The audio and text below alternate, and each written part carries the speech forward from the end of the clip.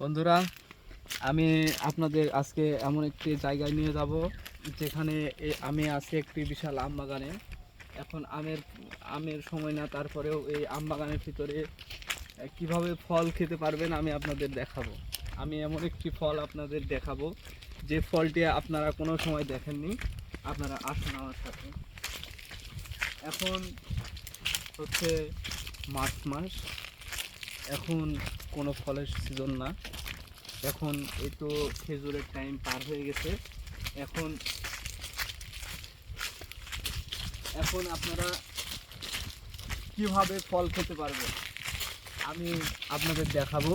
একটি আজব ধরনের ফল যেটি আম বাগান, খেজুর বাগান এবং বিভিন্ন জঙ্গলের ভিতরে পাওয়া যায়। আপনাদের দেখায় আজকে। ফলটি খুবই সুস্বাদু। আমি অনেক খেয়েছি, কিন্তু আজকে আপনাদের সামনে খেতে পাচ্ছি না। এই যে আপনারা চলে এসেছে আমরা সেই ফল বাগানে। এই দেখুন, এই গাছটায় দেখছি কোনো ফল ধরেনি।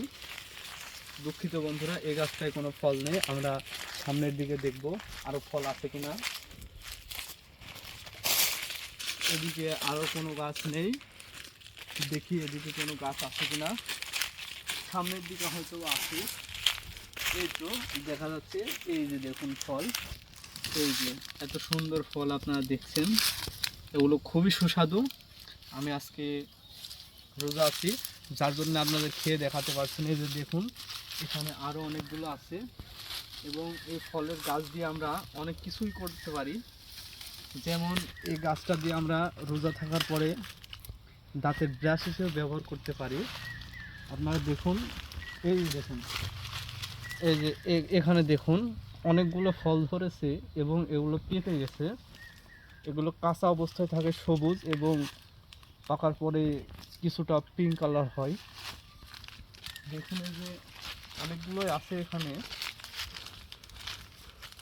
এই ফলগুলো আপনারা যদি নিতে চান তাহলে আমাদের পেজে সাবস্ক্রাইব করেন, ফলো করেন এবং অনলাইনে নক দিবেন, মেসেঞ্জারে নক দিবেন, তাহলে আপনারা ফলগুলো পেতে পারেন। ধন্যবাদ।